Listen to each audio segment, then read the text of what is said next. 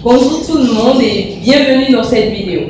Aujourd'hui, nous allons parler de comment travailler depuis la maison dans cette période de confinement. Restez jusqu'à la fin de la vidéo. Abonnez-vous à ma chaîne YouTube Mentor Auréole si ce n'est pas encore fait et activez la cloche de notification. Let's go.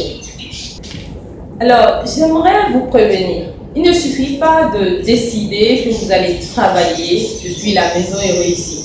Il faut un certain nombre d'organisations. Voilà. Avant de continuer, j'aimerais vous raconter quelque chose qui s'est passé. Vous savez, l'autre jour, j'étais sortie faire un retrait. C'est vrai que depuis le confinement, moi, je suis restée à la maison. En même temps, je n'avais pas trop de choix parce que mon enfant, il ne pouvait plus aller à l'école, donc je suis obligée. Et j'ai vu des gens, les mamans, des papas, et puis il y avait aussi d'autres personnes qui me regardaient genre comme ça. Et j'ai comme l'impression qu'ils se disent, toi tu vis. Et moi je me disais, j'ai fait quelque chose de mal. Ils ont dit confinement, et puis moi je suis restée à la maison. Hein, et je travaille depuis la maison. J'ai fait quelque chose de mal. Voilà, bon, ça c'est une petite parenthèse. C'est vrai que les gens ils me regardaient tellement avec insistance que je pouvais l'entendre, ils n'ont rien dit, mais c'est un peu comme s'ils me demandaient, pourquoi toi tu ne sors plus depuis? Alors que moi, j'essayais juste de respecter le confinement. Hein. Même si on est au Bénin, on peut le respecter si notre travail le permet. Alors, pour pouvoir travailler depuis la maison, être efficace, être performant, il va falloir un certain nombre d'organisations. Donc, on va prendre votre maison ou votre appartement. Suivez-moi. Donc, vous voyez, ici, il y a votre appartement ou maison, hein? Maison ou appart. Pour ceux qui ont une maison, ça ne va pas du tout être compliqué, mais ceux qui ont un appartement, bon, on va essayer de gérer. Alors, ici, il y a deux chambres. Supposons que c'est 3 pièces. Donc, il y a première chambre, deuxième chambre, des choses comme ça. Bon, après, il va y avoir la cuisine. La cuisine peut-être ici. Cuisine, supposons que c'est là. Donc peut-être que c'est le salon qui est plus grand que tout. Si chez vous, c'est le salon qui est beaucoup plus grand, ce qu'il va falloir faire simplement, c'est prendre une partie de votre salon. Vous voyez? Et bon, on suppose qu'il y a des douches dedans. Hein? Il y a des douches dedans. Douche, voilà. Peut-être qu'il y en a encore un peu ici. Hein. Voilà. Alors, donc il y a cet espace-là pour le salon. Vous voyez? Donc on peut prendre une partie du salon. L'idée c'est quoi? L'idée c'est que vous créez les conditions dans lesquelles vous avez l'habitude de rester au travail, même si ce n'est pas exactement. Mais des conditions qui y ressemblent, en fait. Donc on va créer un petit bureau. Un petit bureau quelque part par ici. On peut créer le bureau ici. Voilà. Donc c'est votre bureau. Je vous en prie, n'improvisez pas un cadre de travail, non. Créez un réel bureau. Vous cherchez des séparateurs et puis vous faites l'espace là. Si vous avez la possibilité, faites une porte à cet espace. Je vais vous expliquer tout l'intérêt qu'il y a. Donc dans ce bureau-là, vous y amenez quoi? Vous y amenez que ce dont vous avez besoin pour le travail. Donc déjà ici, il va y avoir des documents de travail. Voilà. Il y aura stylo. Il y aura tout ce dont vous avez besoin pour le travail. Téléphone, rien que le téléphone du service client ou le téléphone qui sert quand même pour le travail. Rien que ça. Pas votre téléphone personnel. Non. Vous voyez? Donc vous aurez besoin de l'heure. Donc vous y amenez une montre. Vous voyez? Bien.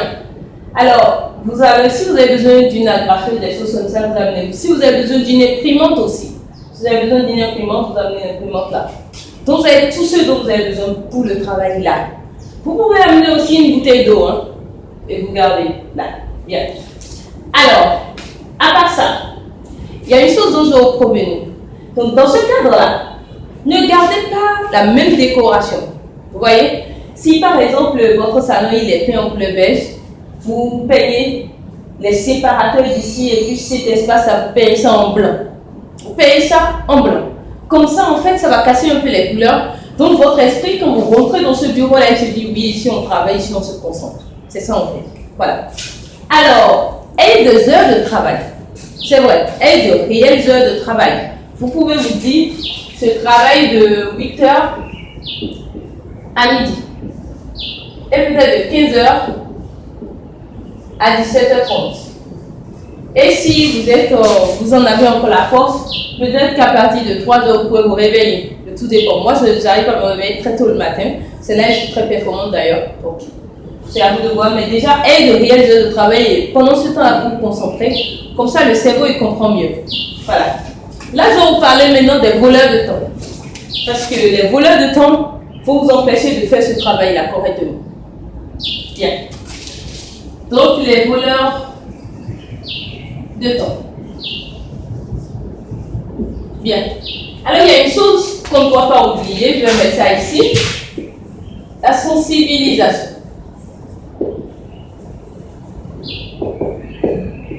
Bien, les voleurs de temps. Les voleurs de temps, c'est les réseaux sociaux.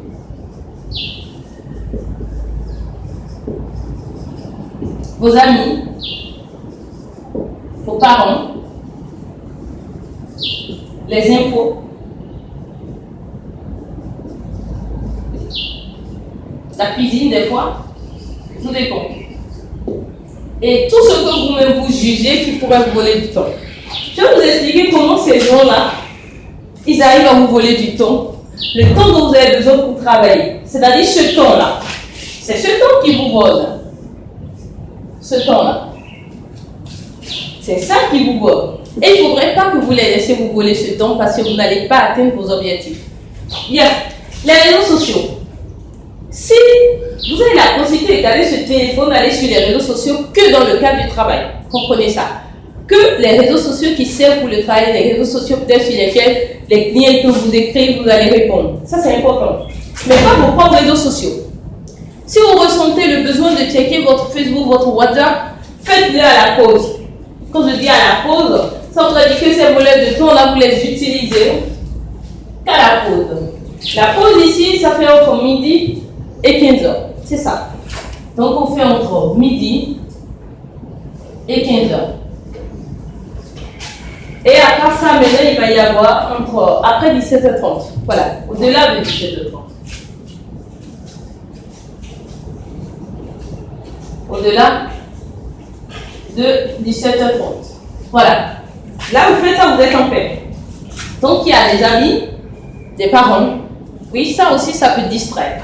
Les infos, la cuisine des fois. Si vous avez l'habitude de cuisiner, de bon ça peut vous distraire. Et tout ce qui pourrait vous distraire dans votre cas. Je ne peux pas savoir tout, en fait. Donc, c'est à vous de voir. Et vous essayez de les mettre à cette heure-là. Et pour réussir ça, c'est ça, les réseaux sociaux, vous isolez votre téléphone, on a déjà dit ça.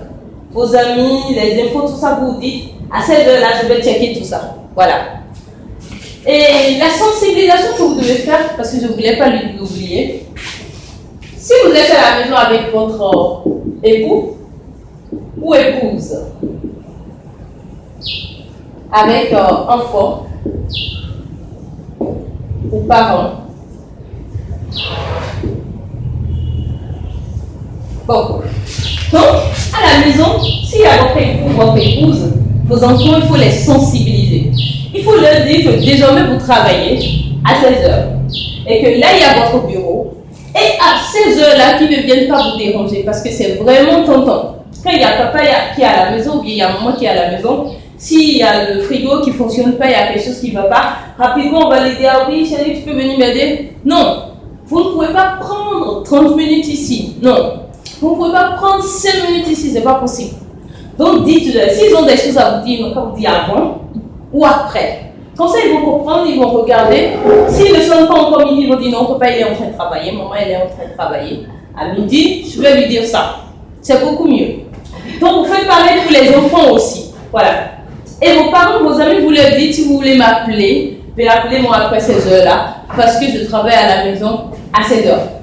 Ou bien si vous voulez me contacter, etc., ben faites-le après ces heures-là. Voilà. Donc, dès que vous faites ça, mais forcément, vous allez réussir, en fait.